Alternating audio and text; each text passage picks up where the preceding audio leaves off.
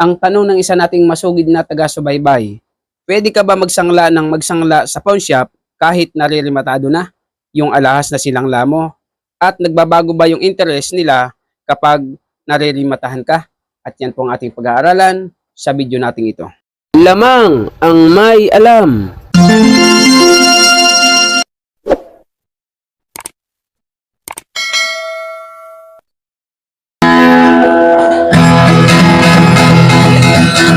Ginto pilak ang trabaho ko, pagpilatis ng ginto eksperto ko. Magandang panahon po sa inyo mga kaibigan ko dito po sa ating channel More Than Treasures. Kumusta po kayong lahat? Nawa po ay nasa mabuti kayong kalagayan at lagi pong ligtas sa anumang sakit at karamdaman. So sa video po natin ito ay ating sasagutin at bibigyang liwanag ang katanungan ng isa nating masugid na taga-subaybay. Ang sabi niya po ay ganito: "Good day sir, may tanong lang po ako sa iyo sir. Sana mapansin mo ko, nanonood ako ng vlog mo sa YouTube. So marami pong salamat sa iyong panonood sa ating mga vlog. Salamat po sa inyong mga pagsuporta. Sige po, magtanong lamang kayo at kapag ka po nakita natin ay gagawin po natin iyan ng video at kasagutan." So ang kanya pong katanungan ay ganito: "Pwede ka ba magsangla ng magsangla sa pawn shop? Kahit naririmatado yung alahas na isinangla mo, ay hindi ba nagbabago yung interest nila pag naririmitahan ka?" So ang ibig sabihin niya po dito, kung ikaw daw po ay laging magsasangla sa pawn shop, tapos lagi ka pong naririmata. Halimbawa, naririmata yung iyong alahas, nagsangla ka ng kwintas, nagsangla ka ng bracelet, halimbawa nakasampung sangla ka na, at lahat ay narimata kasi ang sabi niya ay laging naririmata ang kanyang alahas o lagi kang naririmatahan ng alahas. Ang sabi dito ay, nagbabago daw po ba ang interest kapag ka nagsangla ka muli?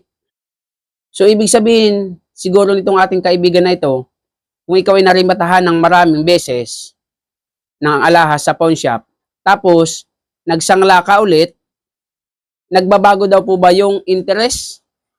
Ang sagot po dyan ay hindi. Kung ikaw ay laging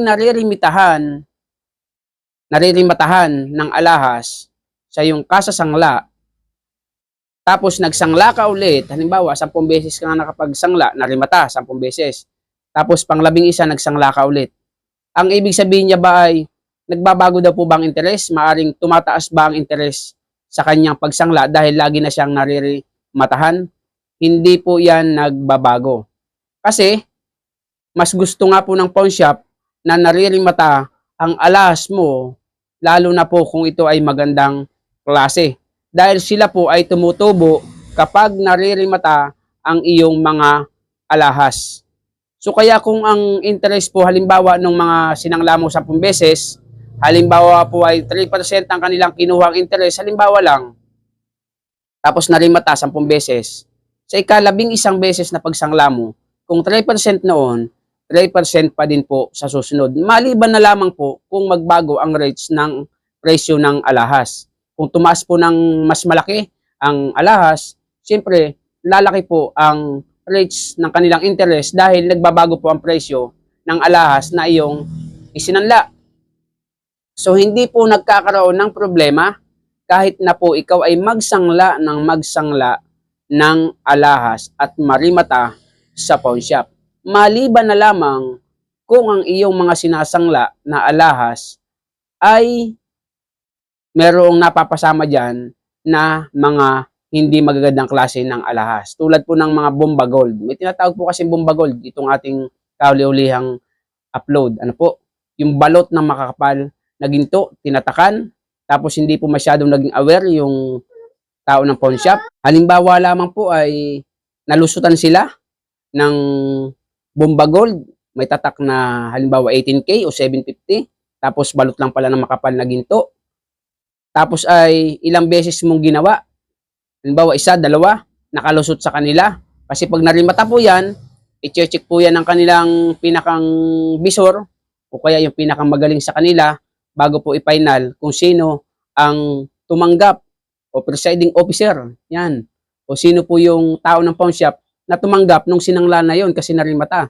Kapag nagkamali po siya, sa susunod, magkakaproblema ka po talaga bilang nagsasangla. dahil may ID ka sa kanila at kilala ka nila.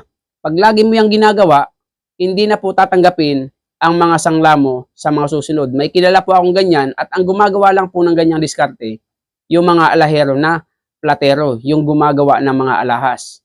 May kilala po akong ganyan, manggagawa siya ng alahas, hindi na po siya ngayon makapagsangla sa pawn shop na pinagsasanglaan niya dati kasi nakilala na po siya na nakakalusot yung mga alahas na hindi naman talaga maganda ang pagkagawa. Minsan yung mataas, yung mababang karat ay napapalusot po niya na medyo mataas dahil nga po sa galing niyang gumawa ng alahas. Magaling po siya magtimpla ng kwintas, sing-sing. At napapalusot niya. Lalo na po yung mga tao ng pawn shop minsan ay bago-bago pa lamang. Ano po? Kaya nga po yung mga pawn shop minsan kapag malalaking items, ingat po sila. Halos ay tumanggap kapag hindi perfect ang tatak ng iyong alahas. Pero kung ikaw po ay lehitimong client lamang nila, ano po, ordinaryong kliyente, lagi ka nagsasangla ng mga sarili mong alahas, tapos lagi po naririmata, yung mga alahas mo naman ay lahat original, mga binili mo or bigay sa iyo, basta original, kahit ilang beses ka po marimatahan, hindi ka po magkakaroon ng problema o bad record sa pawn shop at hindi po magbabago ang interest, maliban na lamang kung magbago ang presyo ng alahas o ginto. Kaya sa pagsangla po ng alahas at lagi ka naririmatahan, wala pong problema yan. Mas pabor pa po sa pawn shop yung naririmata kasi may tubo po ang mga pawn shop sa mga alahas na naririmata. So nawa po sa nagtanong nito ay naging malinaw sa kanya ang ating kasagutan. At sa mga bagong dating, kung nagustuhan niyo po ang video ito, pakisubscribe niyo po ang ating channel, hit niyo po notification bell, lagay niyo po ay all upang lagi po kayong update sa ating mga bagong videos. Kung nagustuhan niyo nga, paki-like and share. Marami pong salamat. Comment kayo sa aming comment section. See you in our next video. God bless po. Lamang ang may alam.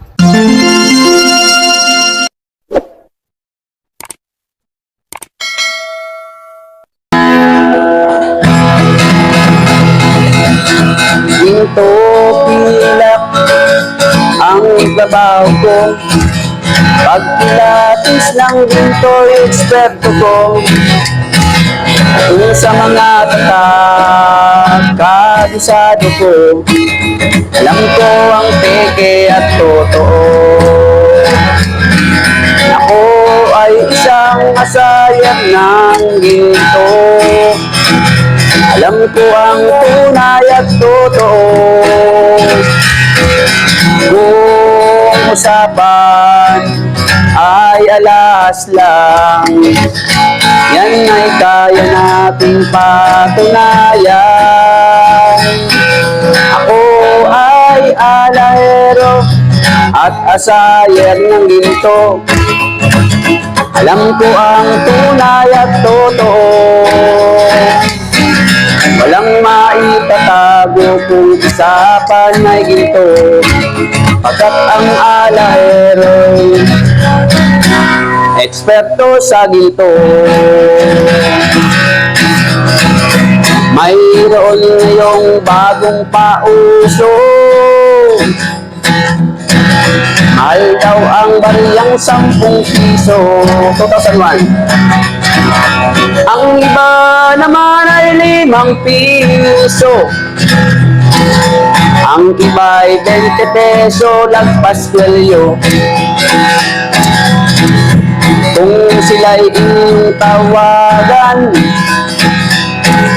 chat at kahit reply, wala man lang. Pagkat ito ang katotohanan. Sa usapang barya, sila'y walang alam. Ginto pilak ang trabaho ko. Pag pilatis ng ginto'y eksperto ko. At kung sa mga tatak ay kabisado ko, alam ko ang peke at totoo. Ako ay isang asayer ng ginto. Alam ko ang tunay at totoo.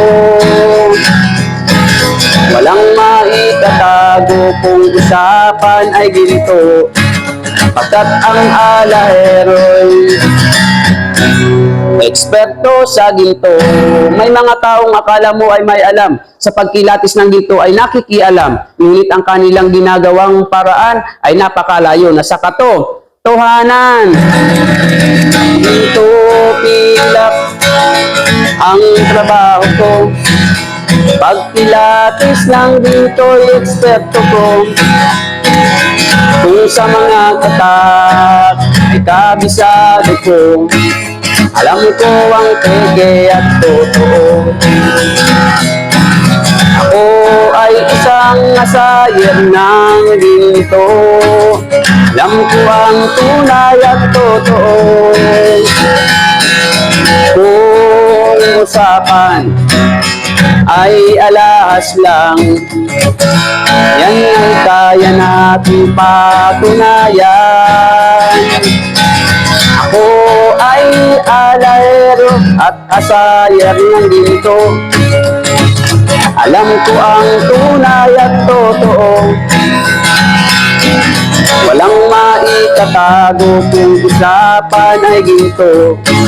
Pagkat ang alahero'y eksperto sa ginto. Ginto pilak ang trabaho ko. Pagkilatis ng ginto ay eksperto ko.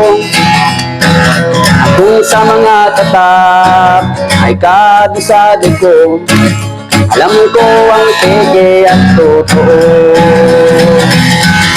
Ako ay isang asayer ng ginto. Alam ko ang tunay at totoo.